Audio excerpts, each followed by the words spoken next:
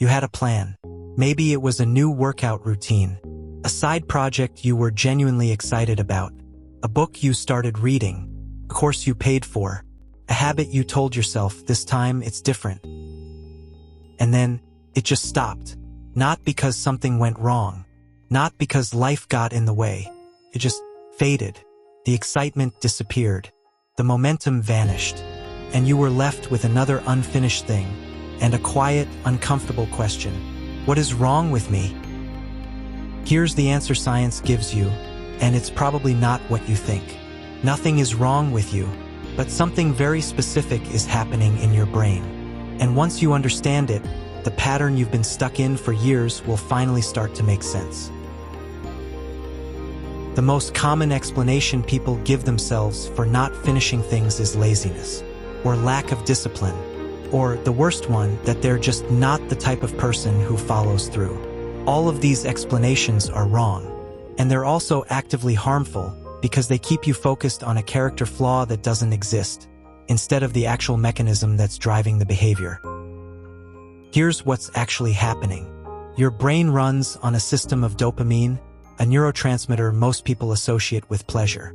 But dopamine isn't really about pleasure.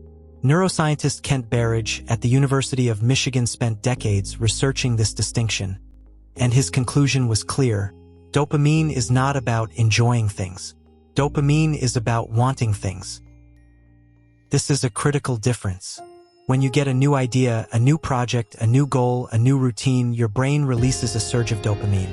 Not because you've achieved anything, but because the possibility of achievement feels exciting. That surge is what makes you feel energized, motivated, and certain that this time you'll follow through. But here's the problem. That dopamine spike is tied to novelty. The moment the newness fades, and it always fades, the dopamine drops. And with it, so does your motivation. This isn't weakness.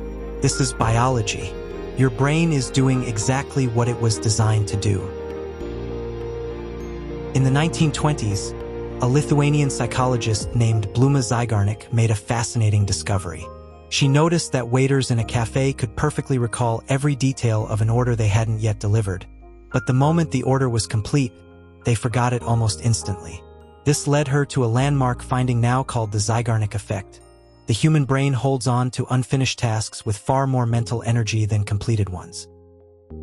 Your brain doesn't like open loops.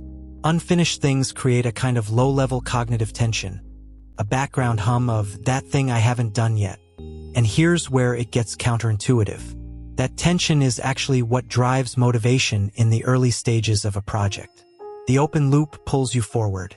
But over time, if the finish line feels too far away, or the path becomes unclear, the brain doesn't intensify that pull. It abandons the loop entirely. Because from an evolutionary standpoint, spending energy on something with no clear reward in sight is wasteful. Your brain is not being lazy. It's being efficient by the standards of a brain that evolved on the African savanna, not in a modern world that rewards long-term projects and delayed gratification. Dopamine and the Zeigarnik effect explain the mechanics. But there's a deeper layer that most psychology videos won't tell you about. Psychologist James Prochaska developed a model of behavioral change that's been used in clinical psychology for decades. And one of his central findings was this: most people try to change their behavior before they've changed their identity. Think about what that means. When you start a new project or habit, you're essentially asking a current version of yourself to sustain actions that belong to a future version of yourself. The person who wants to write a book. The person who works out every morning.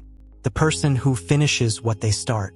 But if, deep down, you don't actually see yourself as that person yet, your brain will find a way to drift back to the identity it knows. This is what researchers call the identity gap, the distance between who you currently believe yourself to be and who the goal requires you to become. The bigger that gap, the more resistance you'll feel.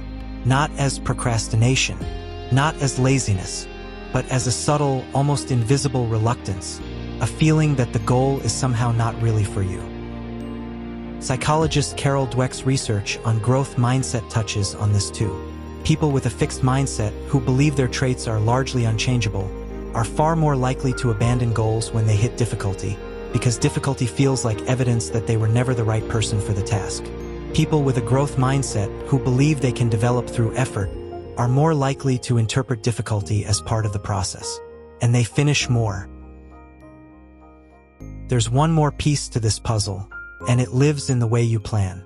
In 1979, psychologists Daniel Kahneman and Amos Tversky described what they called the planning fallacy, the near-universal human tendency to underestimate how long a task will take, how much effort it will require, and how many obstacles will appear along the way. When you imagine finishing your goal, your brain simulates the best-case scenario by default. Smooth progress, consistent motivation, no unexpected complications. But real projects don't work like that. And the moment reality diverges from that mental simulation, the moment the project gets harder, slower, or less exciting than you imagined, the brain registers this as failure, even when it's just normalcy. That perceived failure triggers something psychologists call defensive pessimism, a protective withdrawal from the goal to avoid the pain of trying and falling short. In other words, you don't quit because you're giving up. You quit because your brain is protecting you from a disappointment it's already decided is coming. This is why so many people abandon projects not at the hardest moment, but right before the hardest moment, when the brain starts to anticipate the difficulty ahead. Understanding the problem is step one, but science also points to what actually works. First, shrink the goal, not your ambition. Research by B.J. Fogg at Stanford on tiny habits shows that sustainable behavior change doesn't come from massive willpower. It comes from making the action so small that it requires no motivation at all to begin. The goal isn't to write a chapter. It's to open the document. The goal isn't to run 5 miles. It's to put on your shoes. Completion builds identity. Identity builds momentum. Second, expect the dip. Knowing in advance that motivation will drop, that the dopamine of novelty will fade around week 2 or 3, means you can plan for it instead of interpreting it as a sign to stop. Motivation is not a constant. It's a wave. And the people who finish things are not more motivated than you, they just know how to keep moving when the wave is low. Third, close your loops deliberately. Instead of having 10 half-started projects competing for mental bandwidth, choose one. Deliberately close the others, either by finishing them, formally abandoning them, or scheduling them for a specific future date. Your brain can't give full energy to an open loop it doesn't believe will ever close. And finally, change the story you tell about yourself. Every time you say, "I'm someone who never finishes things," you're not describing a fact. You're reinforcing an identity. And your brain will work very hard to stay consistent with the identity you give it. The science of behavioral change is clear. The most powerful shift isn't a new system or a new tool. It's a new answer to the question, who am I? You don't have a discipline problem. You have a brain that was wired for novelty, that struggles with distant rewards, that protects you from anticipated failure, and that builds behavior around identity, not intention. That's not an excuse. It's a starting point. Because once you understand the real reason you can't finish what you start, you stop blaming yourself for a character flaw you don't have, and you start working with your brain instead of against it. If this video gave you something to think about, share it with someone who has a drawer full of unfinished projects. They'll feel seen. And if you want to keep understanding the science behind why you are the way you are, subscribe. New video every week. You're not the problem. You just needed the right explanation.